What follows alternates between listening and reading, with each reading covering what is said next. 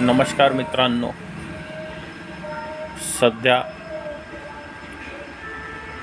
Iran आणि अमेरिकेमध्ये युद्ध सुरू आहे. यामुळे जगभरात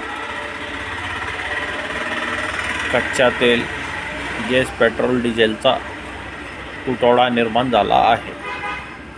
त्यामुळे सर्वांना कळकळीची विनंती आहे, शक्य असल्यास जास्तीत जास्त गाडी न चालवता